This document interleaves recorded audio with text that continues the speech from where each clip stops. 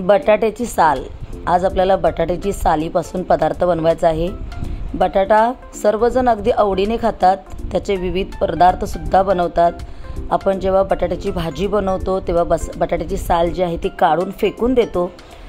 जर तुम्ही असं करत असाल तर ही तुमची सवय जी आहे ती तुम्ही बदलून टाका, कारण बटाट्यामध्ये खूप पोषक तत्व आहेत। बटाट्यामध्ये प्रोटीन, कार्बोहायड्रेट्स, विटॅमिन आहेत, पोटॅशियम आहेत, विटॅमिन सी आहेत, विटॅमिन बी आहेत, असे न्यूट्रिएंट्स आहेत। खूप चांगला सोर्स आहे। बटाट्याच्या पोषक तत्वापेक्षा बटाट्याच्या सालीमध्ये खूप असे पोषक तत्व आहेत। बटाट्याच्या सालीचे जे फायदे आहेत ते तुम्हाला मी सांगते।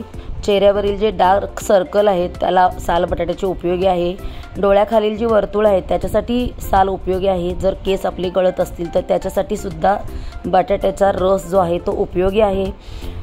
ज्यूस आपण त्याचा रस बटाट्याचा ज्यूस काढून आपण डोक्याला लावू शकतो, त्याच्यामुळे आपली केसांची चांगली वाढ होते। ब्लड शुगर कंट्रोलमध्ये ठेवते। बटाटा सालीसकट डायबिटीज, ब्लड शुगर ज्यांना आहे त्यांना बटाटा खाणे वर्ज्य आहे ॲक्च्युली, पण त्यामध्ये ग्लुकोज लेवल वाढवते। पण सालासकट जर बटाटा वापरला तर त्यामुळे शरीरात जास्तीत फायबर मिळते, त्यामुळे ब्लड शुगर लेवल कंट्रोलमध्ये राहते, पोटाचे आरोग्य चांगले राहते। बटाट्याच्या सालीमध्ये फायबर आहे, भरपूर असे प्रकार आहेत। तर इथे मी बटाटे घेतलेले आहेत 2 आणि त्याच्या साली काढलेल्या आहेत आणि साली काढून ते आता स्वच्छ पाण्यामध्ये धुतलेले आहेत आणि नितळत ठेवलेले आहेत। बटाट्याचे जे फायदे आहेत ते तुम्ही जाणून घेतलेलेच आहेत आणि मी डिस्क्रिप्शनमध्ये सुद्धा देणार आहे। आणि बटाट्याच्या सालीमधलं धुवून स्वच्छ ती साल आपण पाण्यामध्ये नितळत ठेवलेली आहे। त्यातला पाण्याचा अंश जो आहे तो आपण पूर्ण काढलेला आहे, कारण आपल्याला तेलामध्ये तळायचं आहे आणि पाण्याचा अंश जर तेलामध्ये गेला तर तो तडतड आवाजून आपल्या अंगावरती येण्याची शक्यता आहे। तर इकडे तेल गरम करत ठेवलेले आणि तेलामध्ये चांगलं तेल गरम झाल्यानंतर इकडे बटाट्याची जी साल आहे ती मी अगदी तळून घेत आहे आणि खूप छान अशी तळून होते बटाट्याची साल। आपल्याला अजिबात कुठलंही काही लावायचं नाही आहे। आणि बटाट्याच्या साली आपण जेव्हा बटाट्याचं सांबर बनवतो, बटाट्याचा कुठलाही प्रकारचा रस्सा, भाजी वगैरे बनवतो किंवा पोह्यामध्ये वगैरे घालतो, तर आपण काय करतो, बटाट्याच्या साली पहिल्या काढतो। तर साली कृपा करून तुम्ही कोणी काढू नका, कारण ह्याच्यामध्ये भरपूर असे पोषक घटक आहेत। आणि बघा साली ज्या आपल्या आहेत ते एकदम पातळ पातळ असतात, त्याच्यामुळे ह्या चांगल्या एकदम कुरकुरीत अशा बघा तळून होत आहेत। आणि तळल्यानंतर आपल्याला जास्त याच्यामध्ये काही घालायचं नाही आहे, फक्त आपल्याला काळं मीठ घालायचं आहे आणि काळी मिरी पावडर घालायची आहे, बस झालं। हे तुमच्यासाठी खाण्यासाठी तयार आहे।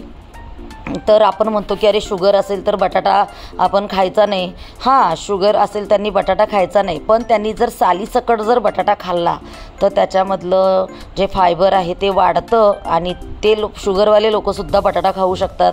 तर अशा प्रकारे बघा आपली बटाट्याची जी साल आहे ती आपली तळून झालेली आहे। आपण संपूर्ण असं तळून घेऊया। आणि तुम्हीसुद्धा बटाट्याच्या साली फेकून देऊ नका। बटाटा आपण पालेभाज्यांमध्ये वापर करतो, कुठलीही भाजी असेल तर त्याला जोड हा बटाटा असतोच असतो। प्रत्येक भाजीला, प्रत्येक कुठलंही तुम्ही काही बनवा, आपल्याला भाजी कमी वाटते तर आपण त्याच्यामध्ये 1-2 बटाटे घालू शकतो। आपण भात बनवायचा आहे तर आपण त्याच्यामध्ये बटाटा बनवू शकतो। आपल्याला पराठा बनवायचा तर आपण त्याच्यामध्ये बटाटा घालू शकतो। तर बटाटा हा असा आहे ना की तो सगळ्यावरती मॅचिंग होतो। तर अशा प्रकारे बटाट्याच्या ज्या साली आहेत त्या संपूर्ण बघा नितळून माझ्या झालेल्या आहेत आणि दुसरी बॅच जी आहे ती सुद्धा मी आता टाकत आहे आणि ती सुद्धा आता तळून घेत आहे। आणि बघा पटकन होतो, पटकन असा बटाटा बघा टाकल्या फुलला जातो। हा म्हणजे ओला आहे तरी एवढा पटकन फुलतो आणि सुकलेला असेल तर अजूनच जास्त मजा येते। तर अशा प्रकारे बटाट्याच्या साली ज्या आहेत त्या खूप उपयोगी आहेत। तुम्हाला कशा वाटल्या नक्की सांगा। आपल्या चॅनलवरती जर नवीन असाल तर आपल्या चॅनलला सबस्क्राईब करायला अजिबात विसरू नका। बेल आयकॉन क्लिक करा, म्हणजे रोजच्या रेसिपीचं नोटिफिकेशन तुम्हाला येत राहील।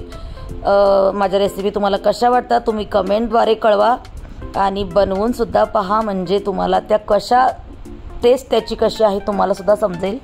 अशा प्रकारे बघा आपल्या बटाट्याचं जे साली आहेत त्या आपल्या तळून झालेल्या आहेत। आता आपल्याला फक्त याच्यावरती काळं मीठ टाकायचं आहे आणि काळी मिरपूड जी आहे तर ती आपल्याला टाकायचे, एकदम चिमूटभरच टाकायचे। मीठसुद्धा आपल्याला चवीनुसारच टाकायचं आहे आणि मिरपूड ह्याने टेस्टसुद्धा आपली चांगली वाढते आणि हे आपण खाऊ शकतो। तर तुम्हाला ही आजची रेसिपी कशी वाटली नक्की सांगा। चला तर मग, आणि आपल्या चॅनलला भरभरून सपोर्ट करा। काळजी घ्या. श्री स्वामी समर्थ.